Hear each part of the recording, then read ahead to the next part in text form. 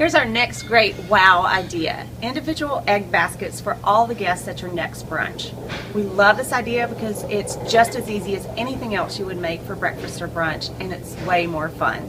Want to see how they're made? Here, I'll show you how. Okay, so to make your egg baskets, you want a base of hash browns. You want to make a hash brown nest. And what we discovered is that purchased refrigerated shredded hash browns work far better than grating a potato yourself. And so that saves you a step, and that's great news.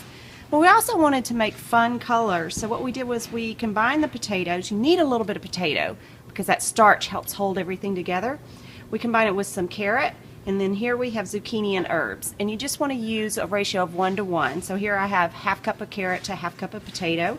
Here, half cup of zucchini to a half cup potato. Now I'm going to make a beet hash brown basket. And here's a quick tip. If you're working with beets, you might want to use some disposable gloves. You can find these in the pharmacy section of big box stores, in an actual pharmacy, or in the grocery store. And sometimes you'll find them with cleaning products too.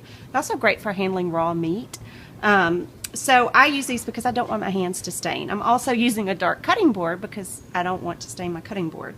So just grate your beet on a good old-fashioned box grater. And here I'm going to keep everything nice and clean. Keep the beets off of my hands. And then mix it, again, a ratio of 1 to 1 with the potato. So in testing, we found that making these egg baskets works best in a light colored, shiny metal pan. Dark pans and nonstick pans tended to kind of burn the potatoes. So that's what I'm using here, and I need to actually spray it pretty well with cooking spray so that nothing sticks. So I already have some of the mixture in here, and you want to just use a 1/4 cup of the mixture for each muffin cup that you're filling. And place it in there, and you want to kind of press it not too firmly, but kind of firmly. And it's okay to go up a little bit over the edge. That's going to be pretty, but also it kind of tends to shrink down a little bit as it bakes.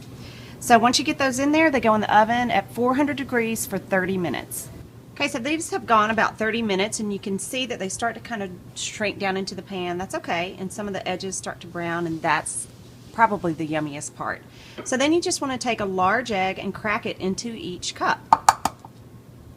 You can go directly in there, and you see it holds the egg nicely, fits perfectly. So when these are done, the color actually is a bit muted. It becomes a little bit more pastel. This is our beet one, and see, it's so nice and handheld, and everyone at your brunch gets their own individual egg basket.